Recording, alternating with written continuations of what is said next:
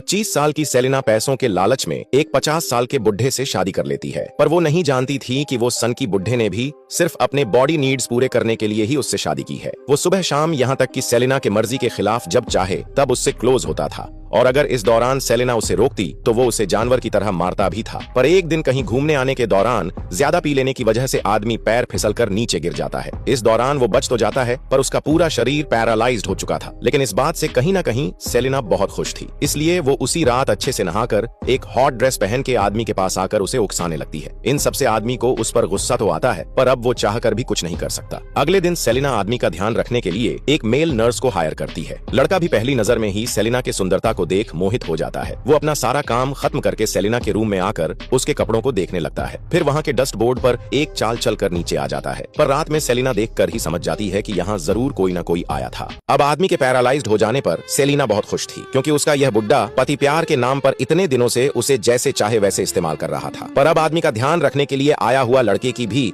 गंदी नजर सेलिना पर आ चुकी थी। वह मौका पाकर सेलिना के रूम में आकर उसके चेस्ट बोर्ड में चाल चलने लगता है, पर रात में सेलिना देखकर ही समझ जाती है कि यहाँ जरूर कोई ना कोई आया था। सेलिना भी कहीं ना कहीं समझ चुकी थी कि लड़का उससे क्या चाहता है, इसलिए रात में जब लड़का बैठा हुआ था तभी सेलिना जानबूझकर उसे भड़काने के लिए ऐसी ड्रेस पहनकर उसके सामने आती है। इशारों में सेलिना उसे बाहर बुलाकर उसके साथ बैठकर बहुत ड्रिंक करती है। फिर बातों ही बातों में थोड़ा मौसम गर्म होते ही हार्मोन्स के प्रभाव से वो दोनों एक अनहोनी कर देते हैं। अब इसके बाद से लड़का हर दिन आदमी को नींद की गोली से सुलाकर सेलिना के साथ ऊधम मचाता था। सेलिना भी अब लड़के से प्यार करने लगी थी, इसलिए उसके जरूरत में सेलिना बिना सोचे जबरदस्ती आदमी के चेकबुक से उसे पैसे भी दे देती है। इससे खुश होकर लड़का उससे प्यार करने लगता है, पर अब उनको ऐसा करते हुए घर की नौकरानी देख लेती है। अब हर रोज ऐसे ही सेलिना के साथ सांप सीढ़ी खेलते हुए लड़के की जिंदगी अच्छी ही कट रही थी। ऊपर से उसके जरूरतों में सेलिना बिना कहे ही आदमी के अकाउंट से उसे पैसे भी दे दिया करती थी। पर अब उनके इस रोज रोज के चक्कर को देखते हुए उनके काम वाली को भी सब कुछ पता चल चुका था। एक दिन लड़का उसे दवाई देते वक्त आदमी उसके कॉलर पर सेलिना की एक बाल देख गुस्से में यह कर देता है। इससे गुस्सा होकर लड़का उसे कुछ करने ही जा रहा था